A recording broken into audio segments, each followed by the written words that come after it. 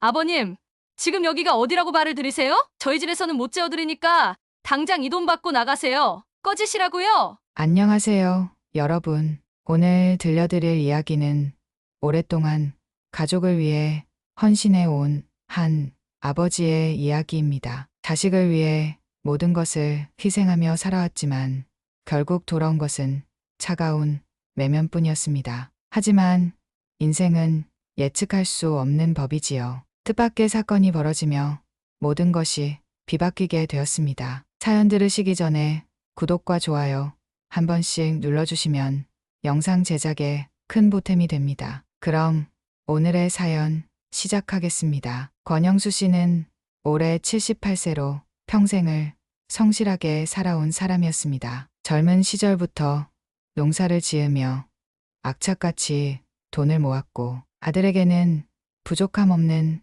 삶을 주기 위해 최선을 다했습니다. 혼자 힘으로 작은 농지를 마련했고 그 농지를 불려가며 가정을 꾸렸습니다. 그런데도 아들에게는 늘 미안한 마음뿐이었습니다. 아버지, 저는 대학 안 가고 바로 취업할게요. 고등학교를 졸업할 무렵 아들이 걱정스러운 얼굴로 말을 꺼냈습니다. 대학을 가려면 돈이 많이 들 텐데 집안 사정을 보니 차마 손을 벌릴 수 없었기 때문이었습니다. 그게 무슨 소리냐? 너는 공부해야 한다. 대학은 가야 사람 구실을 하는 거야. 권영수 씨는 아들이 스스로 포기하는 것을 도저히 볼 수 없었습니다. 그는 농사 지으며 모은 돈을 털어 아들의 학비를 마련했고 부족한 돈은 빚을 내서라도 충당했습니다. 자식이 잘 되는 것이 부모에게는 가장 큰 기쁨이라 생각했기 때문입니다. 그렇게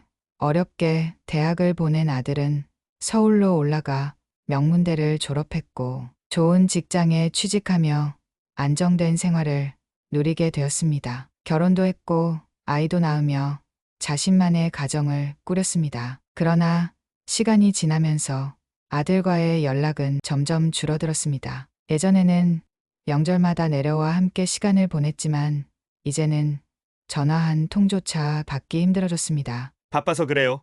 아버지, 회사 일이 너무 많아서. 그 한마디면 충분했습니다. 바쁘다는 말 앞에서 권영수 씨는 더 이상 아무것도 요구할 수 없었습니다. 그렇게 아들과의 거리는 점점 멀어졌습니다. 그러던 어느 날 권영수 씨는 갑자기 극심한 복통을 느꼈습니다. 처음에는 그냥 위장병일 거라 생각했지만 통증이 계속되자 병원을 찾았습니다. 진단 결과는 심각했습니다. 정밀 검사를 받아보셔야 합니다. 큰 병원으로 가시는 게 좋겠습니다. 의사는 걱정스러운 얼굴로 말했습니다. 권영수 씨는 고민 끝에 서울로 가기로 했습니다. 작은 동네 병원에서 해결할 수 있는 문제가 아니라면 아들에게 의지하는 수밖에 없었습니다. 그래서 아들에게 전화를 걸었습니다. 그래요, 아버지. 서울 올라오세요. 제가 병원 예약 잡아둘게요. 아들은 걱정하는 듯한 목소리로 말했습니다. 권영수 씨는 오랜만에 아들의 따뜻한 목소리를 들으니 안도감이 들었습니다. 적어도 아직은 자신을 완전히 외면하지 않았구나 싶었습니다. 그렇게 권영수 씨는 가벼운 짐을 챙겨 서울로 향했습니다. 하지만 서울에 도착한 뒤 예상치 못한 일이 벌어지고 말았습니다. 터미널에서 내린 권영수 씨는 아들에게 다시 전화를 걸었습니다. 아버지, 제가 지금 회사에 있어서요. 택시 타고 집으로 오세요.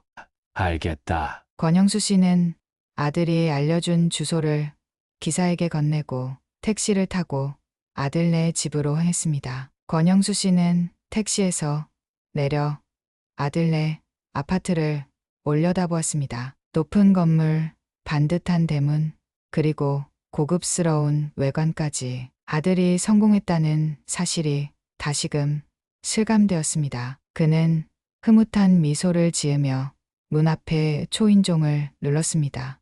띵동.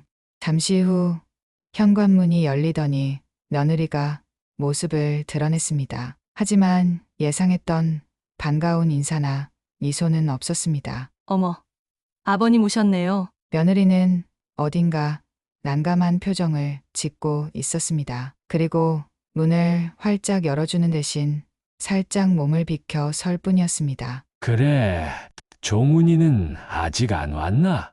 권영수 씨는 자연스럽게 집 안으로 들어가려 했습니다. 그러나 며느리는 한 발짝 더 앞으로 다가서며 문을 반쯤 닫아버렸습니다. 아, 그게 지금 성우가 방에서 공부 중이라서요. 시험 기간이라 신경이 좀 예민해요. 그래, 공부 열심히 하고 있구나. 할아버지가 왔다고 인사라도. 지금은 좀 곤란할 것 같아요. 중간고사가 얼마 안 남아서요. 며느리는 애써 미소를 지으며 말을 돌렸습니다. 그보다 아버님, 여기까지 오시느라 힘드셨죠?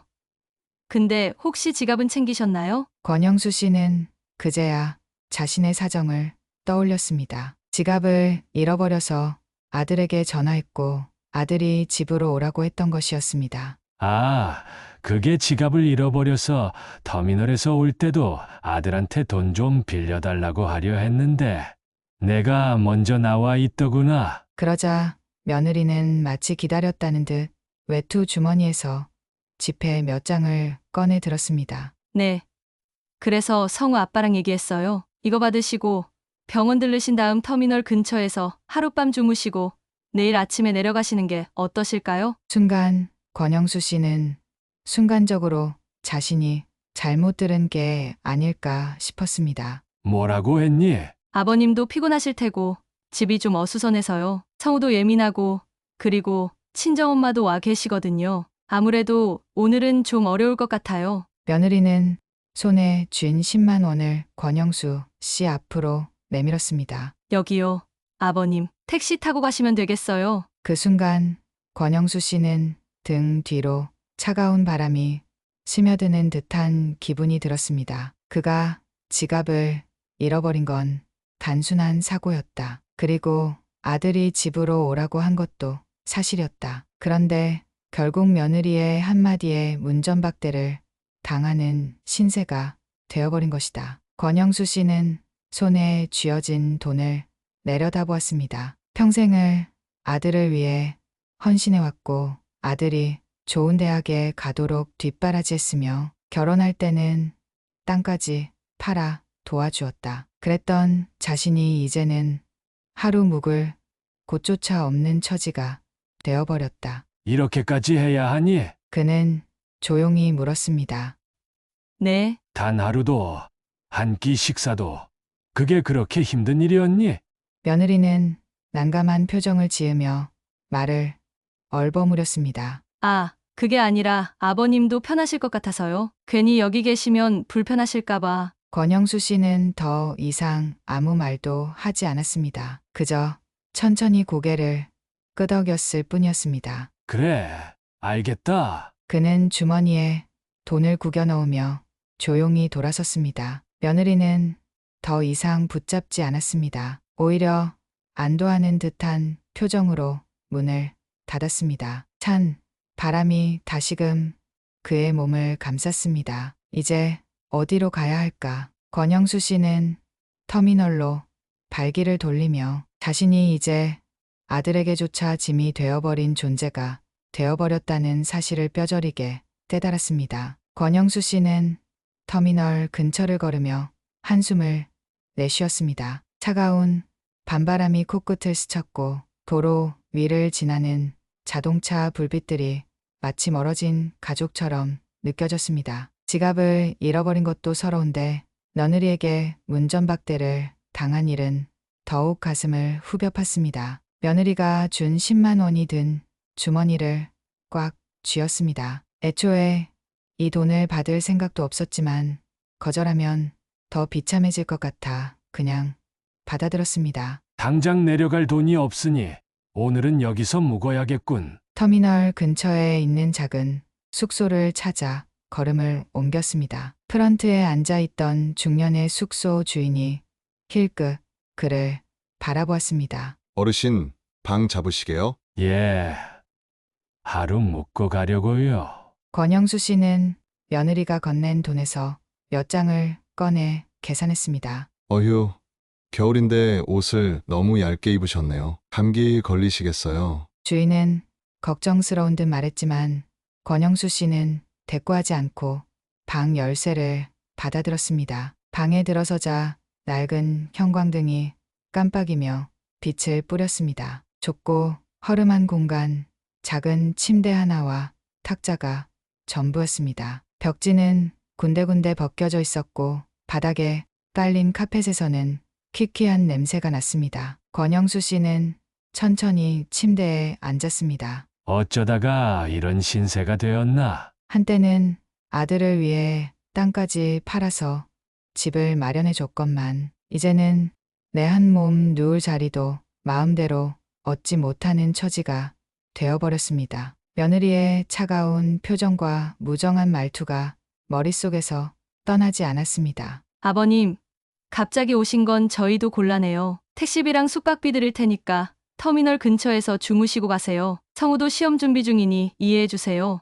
이에 권영수 씨는 비참한 기분에 헛웃음을 지었습니다. 며느리가 자기 친정어머니를 위해 방을 내어주고 살림까지 맡겼다는 사실을 떠올리자 더욱 씁쓸해졌습니다. 자기의 어머니는 집에서 지내게 하면서 남편의 아버지는 하룻밤 재워줄 수 없다는 것이 말이 되는가. 아내와 통화할 때 일부러 아무렇지 않은 척했지만 아내는 금세 눈치를 채고 화를 냈습니다. 그게 말이 돼요? 어떻게 시아버지를 그렇게 내쫓아? 아니, 종훈이는 뭐 한대요? 그냥 바쁜가 보더라. 당신이 바보처럼 가만히 있으니까 그런 거 아니에요? 당장 나한테 바꿔줘요. 며느리한테 따져야겠어. 됐어. 괜히 더 큰 싸움 만들지 마. 나 그냥 터미널 근처 여관에서 자고 갈 거야. 아내의 속상한 기색이 뚝뚝 묻어났지만 권영수 씨는 더 이상 말을 하지 않았습니다. 그저 힘없이 눈을 감은 채 허름한 천장을 바라볼 뿐이었습니다. 그렇게 한참을 누워 있었지만 쉽게 잠이 들지 않았습니다. 종훈이는 내가 떠난 걸 알면 뭐라고 할까? 아들이 집에 도착했을 때 자신의 부재를 깨닫고 어떤 반응을 보일지 궁금했습니다. 늘 아내의 말에 끌려다니는 종훈이 이번에도 며느리의 편을 들지 않을까 싶었습니다. 그 생각이 드는 순간 더 이상 견디지 못하고 자리에서 일어났습니다. 이렇게 누워있다고 해결될 것도 아니고 따뜻한 거라도 한 그릇 먹어야겠다. 권영수 씨는 외투를 걸치고 강을 나섰습니다. 권영수 씨는 숙소를 나와 터미널 근처를 천천히 걸었습니다. 늦은 밤이라 거리는 한산했지만 몇몇 식당들은 여전히 불을 밝히고 있었습니다. 권영수 씨는 작은 감자탕집 앞에서 발걸음을 멈추었습니다. 따뜻한 국물이라도 먹으면 좀 나아지겠지. 안으로 들어가자 주인 아주머니가 반갑게 맞았습니다. 아이고, 어르신, 혼자 드세요? 예, 감자탕 작은 걸로 하나 주세요. 네, 금방 해드릴게요. 권영수 씨는 창가 쪽 자리에 앉아 주변을 둘러보았습니다. 멀리 택시 기사로 보이는 사람들이 삼삼오오 모여 식사하고 있었고 한쪽에는 젊은 커플이 나란히 앉아 웃으며 대화하고 있었습니다. 이따금 들려오는 사람들의 웃음소리가 어쩐지 더 외롭게 느껴졌습니다. 잠시 후 뜨끈한 감자탕이 테이블 위에 올려졌습니다. 김치랑 깍두기 더 필요하시면 말씀하세요. 예, 잘 먹겠습니다. 권영수 씨는 국물을 한 숟갈 떠 입에 넣었습니다. 따뜻한 국물이 속을 데워주자 조금이나마 기운이 나는 듯했습니다. 내일 아침 일찍 떠나면 아무 일 없던 것처럼 지나가겠지. 그렇게 조용히 식사를 하던 중 식당 안쪽에서 갑자기 고성이 오갔습니다. 이보세요, 할머니. 남이 아는 일에 왜 자꾸 참견하시는 겁니까? 권영수 씨는 소리에 고개를 들었습니다. 식당 한쪽 구석에서 한 남성과 나이 지긋한 할머니가 실랑이를 벌이고 있었습니다. 남성은 40대쯤 되어 보였고 얼굴을 잔뜩 찡그린 채 손을 휘저으며 할머니를 향해 소리치고 있었습니다. 아니, 참되나 뭘 잘못했다고 그러십니까? 이거 아무도 없는 자리잖아요. 할머니는 난처한 표정으로 손을 모으고 있었습니다. 죄송합니다. 하지만 제가 먼저 기다리고 있었어요. 주문하려고 서 있었는데 갑자기 끼어드셔서. 무슨 말도 안 되는 소리입니까? 줄이 어디 있습니까? 줄이!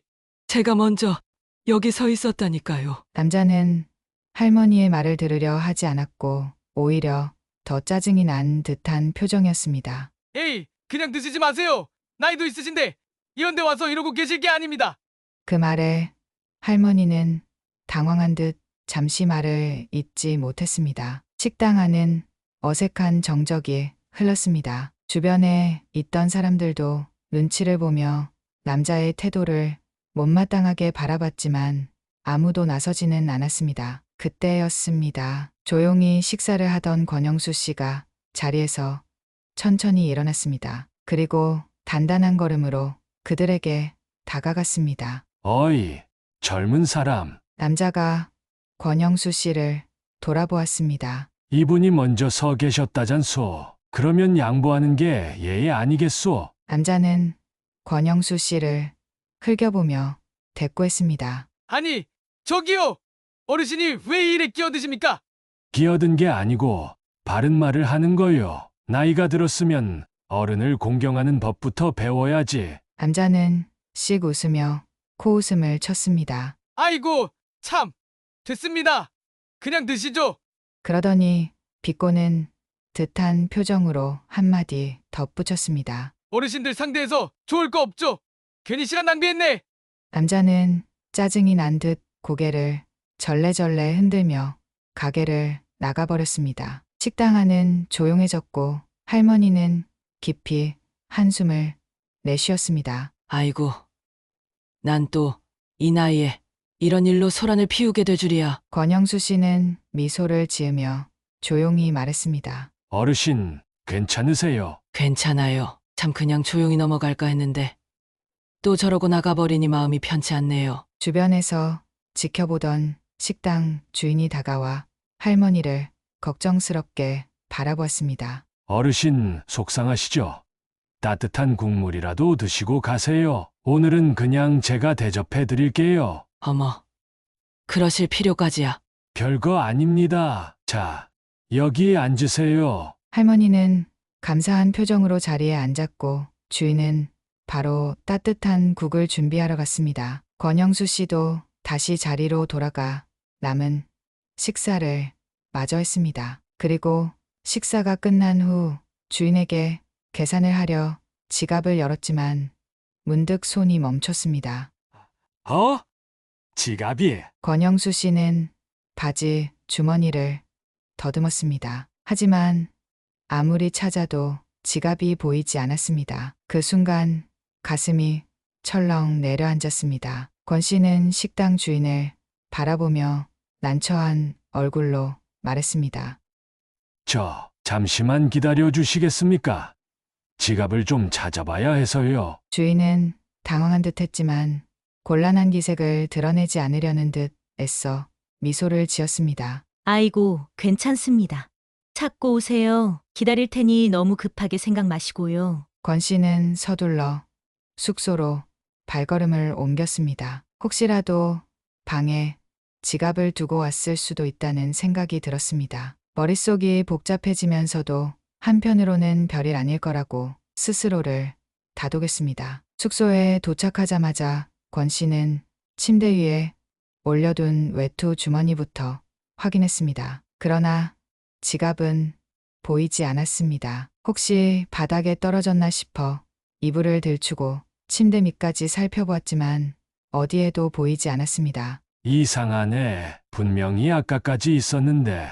손이 바들바들 떨려왔습니다. 다시 한번 옷 주머니를 뒤지고 가방 안쪽까지 샅샅이 뒤졌지만 지갑은 감쪽같이 사라지고 없었습니다. 그제서야 권 씨는 터미널에서 내려 주머니를 더듬던 기억이 떠올랐습니다. 아무리 뒤져도 지갑이 나오지 않자 서서히 현실이 실감나기 시작했습니다. 지갑을 잃어버렸구나. 그제야 며느리가 건넸던 돈이 떠올랐습니다. 차마 받고 싶지 않았던 돈이었지만 지금 당장 다른 방법이 없었습니다. 권 씨는 한숨을 내쉬며 남은 현금을 챙겨 다시 식당으로 향했습니다. 사장님, 늦어서 죄송합니다. 여기 있습니다. 그는 조용히 현금을 내밀었고 주인은 안도한 듯 고개를 끄덕이며 돈을 받았습니다. 아이고, 찾으셨다니 다행입니다. 권 씨는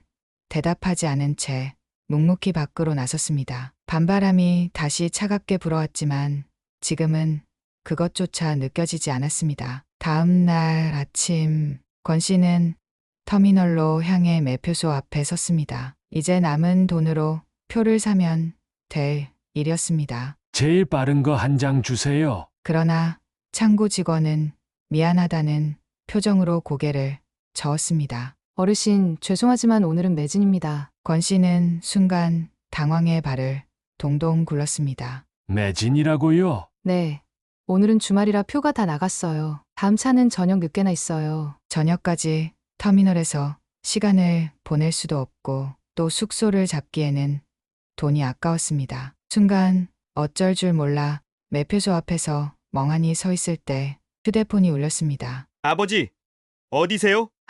아들이었습니다. 권 씨는 휴대폰을 귀에 가져가며 떨리는 목소리로 대답했습니다. 응, 터미널에 나와 있다. 표는 예매하셨어요? 그게 매진이라서 지금 표를 못 사고 있구나. 매진이요? 아들의 목소리가 당황한 기색이 역력했습니다. 그럼 아버지, 거기 계시지 말고 잠시만 기다리세요. 지금 바로 갈 테니까요. 뭘 하러 오냐? 저녁차가 있다는데 기다렸다가 타면 되지. 아버지가 거기서 몇 시간을 기다리시게요? 그리고 중요한 이야기도 있어서요. 그냥 거기 계세요. 곧 도착할 겁니다. 아들은 단호한 목소리로 말한 뒤 전화를 끊었습니다. 권 씨는 갑자기 밀려오는 불안감에 휴대폰을 내려다보았습니다. 중요한 이야기라는 말이 신경 쓰였습니다. 하지만 깊이 생각할 겨를도 없이 시내에서 빠져나오는 차들 사이로 익숙한 차량 한 대가 터미널 쪽으로 들어오는 것이 보였습니다. 아들이었습니다. 아들의 차가 터미널 앞에 멈추자 권 씨는 천천히 걸어갔습니다. 아들은 차에서 내려 다가오며 짧게 인사했습니다. 아버지, 기다리셨죠? 아니다.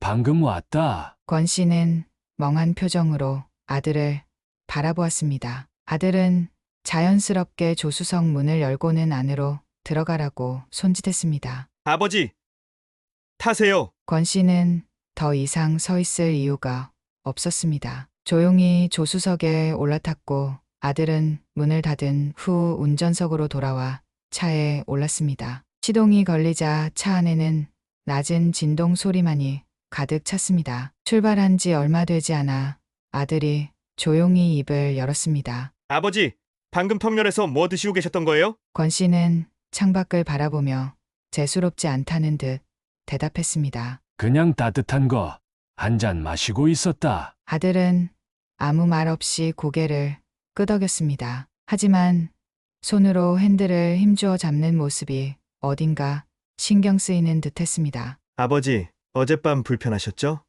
그 말에 권 씨는 살짝 눈썹을 찌푸렸습니다. 됐다. 이미 지나간 일이다. 그래도 아들은 한숨을 내쉬고는 짧게 말을 이었습니다. 미안해요. 권 씨는 아들을 바라보았습니다. 아들의 얼굴에는 어딘가 후회가 담겨 있었습니다. 하지만 그는 아무 말 없이 다시 창밖으로 시선을 돌렸습니다. 어머니가 그러시더라고요. 아버지가 터미널 근처에서 주무셨다고. 근데 솔직히 그 말 듣고도 한편으론 아버지가 갑자기 올라오신 게 부담스럽긴 했어요. 아들은 솔직하게 자신의 마음을 털어놓았습니다. 성우도 시험 준비하고 있었고 장모님도 계셨고 아내도 그동안 집안일이 많아서 많이 예민했었어요. 그러다 보니까 아버지께 신경을 제대로 못 쓴 것 같아요. 그래도 아버지를 그렇게 내보낸 건 아니었지. 권 씨는 그 말에 피식 웃었습니다. 됐다. 난 너희 부부가 싸우는 꼴은 보고 싶지 않다. 아들은 짧게 한숨을 내쉬며 말을 이었습니다. 아버지, 그냥 솔직하게 말씀해 주세요. 서운하셨죠? 권 씨는 이번에도 대답을 하지 않았습니다. 그러자 아들은 핸들을 더 단단히 잡으며 중얼거렸습니다. 내가 잘못한 거죠. 아들은 차선을 바꾸며 조용히 말을 이었습니다. 솔직히 저도 처음엔 아내 편을 들 수밖에 없었어요. 아버지도 아시잖아요. 집안 주도권이 저한테 있는 게 아니라서요. 경제적인 부분도 그렇고 워낙 아내가 집안을 관리하다 보니까 저도 눈치가 보이긴 했어요. 권 씨는 한참을 가만히 듣다가 낮게 한마디를 던졌습니다. 내 가정을 내가 이끌어야 하는 거야.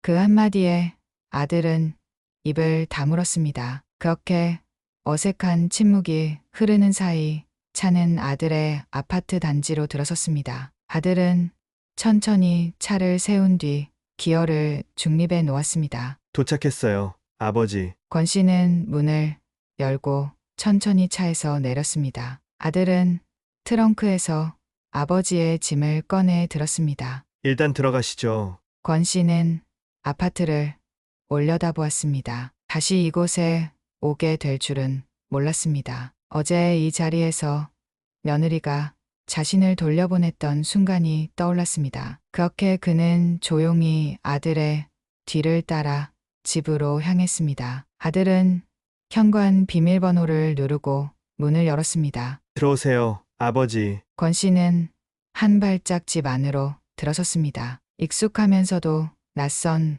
공간이었습니다. 어제 이곳 앞에서 쫓겨나듯 떠났던 기억이 스쳐갔습니다. 거실에는 며느리가 서 있었습니다. 그녀는 예상보다 차분한 표정을 하고 있었습니다. 하지만 권 씨와 눈을 마주치지는 못했습니다. 아버님 오셨네요. 짧은 인사였지만 어딘가 무겁게 느껴졌습니다. 권 씨는 가만히 며느리를 바라보았습니다. 그녀의 손끝이 불안하게 떨리고 있었습니다. 그러나 아들은 아버지를 소파로 안내하며 자연스럽게 말했습니다. 아버지, 여기 앉으세요. 권 씨는 말없이 소파에 앉았습니다. 그러자 아들도 맞은편에 앉으며 짧게 한숨을 내쉬었습니다. 아버지, 어제 일은 정말 죄송해요. 권 씨는 여전히 무표정한 얼굴로 앉아 있었습니다. 그러자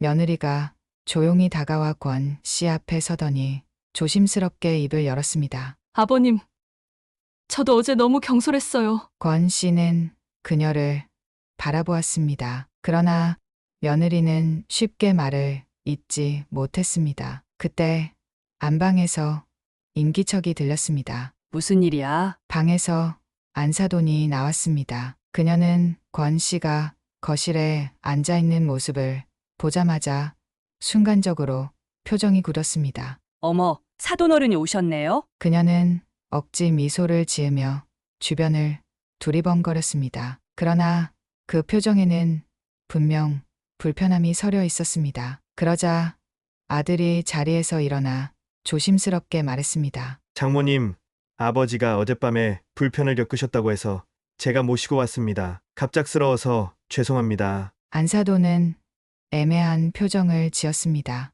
아, 네 갑자기 오셨다고 해서 놀랐어요. 그녀는 말끝을 흐렸고 며느리는 여전히 어찌할 바를 몰라 초조하게 서 있었습니다. 그때 며느리가 조심스럽게 다가와 작게 속삭였습니다. 죄송합니다.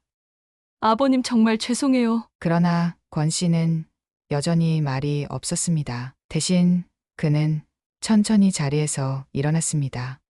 됐네. 단 한 마디였습니다. 권 씨는 짐을 챙겨 들었습니다. 아들이 당황하며 물었습니다. 아버지, 어디 가시려고요? 집에 가야지. 아니, 지금 가시겠다고요? 그래, 더 있을 이유가 없지 않나. 아들은 난처한 표정을 지으며 조심스럽게 아버지를 바라보았습니다. 아버지, 그러지 마시고 조금만 더 계시다가 가세요. 너무 서운합니다. 그러자 권 씨는 피식 웃으며 아들을 바라보았습니다. 너도 나를 이 집에 오래 붙잡아 두고 싶은 건 아니잖아. 아들은 말문이 막혔습니다. 그 순간 며느리가 다시 조심스럽게 입을 열었습니다. 아버님 한 끼라도 드시고 가시는 게 어떠세요? 그 말에 권 씨는 천천히 그녀를 바라보았습니다. 어젯밤 자신을 문 앞에서 차갑게 내몰았던 그녀였습니다. 하지만 지금 그녀의 태도는 확연히 달라져 있었습니다. 권 씨는 천천히 주위를 둘러보았습니다. 그리고 짧게 한숨을 내쉰 뒤 다시 소파에 앉았습니다. 그래, 밥이나 한 끼 먹고 가자. 그 순간 아들과 며느리의 표정이 미묘하게 바뀌었습니다. 그리고 아내와 안사돈이 주방으로 향하는 소리가 들려왔습니다. 이제 정말로 모든 것이 달라질 수 있을까요? 권 씨는 깊은 생각에 잠긴 채 거실 한쪽에 걸려있는 가족 사진을 바라보았습니다. 권 씨는 깊은 생각에 잠긴 채 거실 한쪽에 걸려있는 가족 사진을 바라보았습니다. 사진 속의 아들은 아직 젊고 해맑았으며 며느리는 싱그러운 미소를 짓고 있었습니다. 그 옆에는 손자가 장난기 어린 표정을 한 채 서 있었습니다. 그런데 현실 속에서의 가족은 사진 속의 모습과는 너무나 달랐습니다. 그렇게 조용한 순간이 흘러가고 있을 때 아들이 갑자기 입을 열었습니다. 아버지, 권 씨가 천천히 고개를 돌리자 아들은 진지한 얼굴로 권 씨를 바라보고 있었습니다. 아버지, 저도 이번 일에 대해서 많이 생각해 봤어요. 권 씨는 아들의 말을 묵묵히 들었습니다. 솔직히 저도 아내 편을 들어야 한다고 생각했어요. 저희 가정의 분위기가 깨질까봐, 또 괜히 트러블이 생길까봐. 그래서 아버지가 불편하셨을 걸 알면서도 제대로 된 대응을 못했어요. 며느리는 옆에서 불편한 기색을 감추지 못했지만 아무 말도 하지 않았습니다. 그런데 아무리 생각해도 이건 아니었어요. 아들의 목소리가 단단해졌습니다. 아버지가 저한테 해주신 걸 생각하면 제가 어떻게 이런 선택을 할 수 있었나 싶어요. 제가 너무 나약했습니다. 아들은 천천히 며느리를 향해 시선을 돌렸습니다. 그리고 당신도 알아도 이제 우리 집은 내 부모님도 언제든지 오실 수 있는 집이야. 며느리는 깜짝 놀라며 아들을 바라보았습니다. 여보, 그게 무슨 말이야? 아들은 단호하게 말을 이었습니다. 당신이 장모님을 자주 모시는 걸 난 아무 말 없이 받아들였어. 하지만 정작 내 부모님이 오시는 건 불편했지?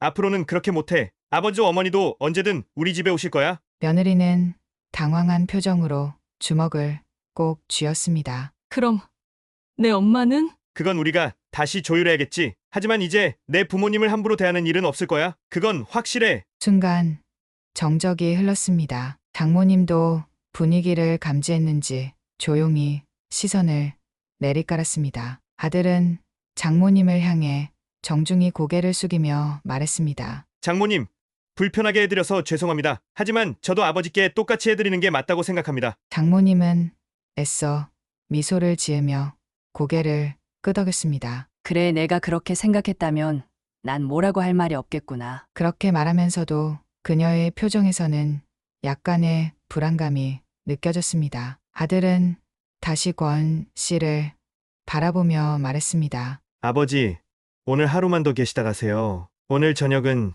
제가 준비할 테니까요. 권 씨는 조용히 아들을 바라보았습니다. 내가 정말 그렇게 생각하는 거냐? 아들은 단호히 고개를 끄덕였습니다.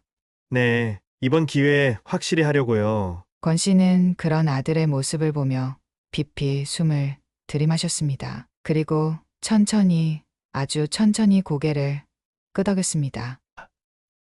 그래, 그럼 하루 더 있다 가마. 그 말을 듣자 아들은 비로소 작은 안도의 미소를 지었습니다. 하지만 며느리의 표정은 끝까지 굳어 있었습니다. 이제 정말로 모든 것이 달라질 것 같았습니다. 아들이 직접 차린 저녁 식탁에서 가족들은 어색하지만 오랜만에 한자리에 앉았습니다. 처음에는 모두 조용했지만 권 씨가 먼저 젓가락을 들며 한마디 했습니다. 이거 내가 직접 만든 거냐? 아들은 쑥스럽게 웃으며 고개를 끄덕였습니다. 네, 인터넷 보고 따라했어요. 맛은 장담 못하지만요. 권 씨가 한 입을 먹고는 천천히 씹었습니다. 그리고 말없이 고개를 끄덕였습니다. 그 작은 행동에 아들은 안도한 듯 미소를 지었고 분위기는 조금씩 부드러워졌습니다. 며느리도 여전히 말은 아꼈지만 아들의 단호한 태도에 더 이상 반발하지 못했습니다. 그렇게 식사가 끝난 후 권 씨는 아들과 거실에서 나란히 앉아 차를 한 잔 나누었습니다. 아버지, 아들이 조용히 말을 꺼냈습니다. 앞으로 자주 오세요. 제가 이제는 정말 잘할게요. 권 씨는 아들의 진심 어린 눈빛을 바라보며 천천히 미소를 지었습니다. 그래, 앞으로는 부담 갖지 않고 오마. 아들은 조용히 고개를 끄덕였습니다. 그 순간 손자가 방에서 나오더니 권 씨의 옆으로 와서 앉았습니다. 할아버지, 다음에 오시면 저랑 바둑 둬요. 저 요즘 연습 많이 했어요. 권 씨는 손자의 머리를 쓰다듬으며 웃었습니다. 그래, 내가 얼마나 늘었는지 한번 보자. 그렇게 작은 웃음이 번지며 오랜만에 가족 간의 온기가 감돌았습니다. 비록 한 번의 식사와 대화로 모든 것이 완벽하게 풀린 것은 아니었지만 적어도 서로를 다시 이해해 보려는 시작은 할 수 있었습니다. 권 씨는 가족 사진을 다시 한번 바라보았습니다. 사진 속 모습처럼 다시 따뜻한 가족으로 돌아갈 수 있을까? 권 씨는 그 가능성을 믿어보기로 했습니다. 이제 정말로 모든 것이 달라지기 시작했습니다. 오늘도 사연 정류장에서 사연 들어주셔서 감사합니다. 재미있게 들으셨다면 구독과 좋아요 부탁드립니다.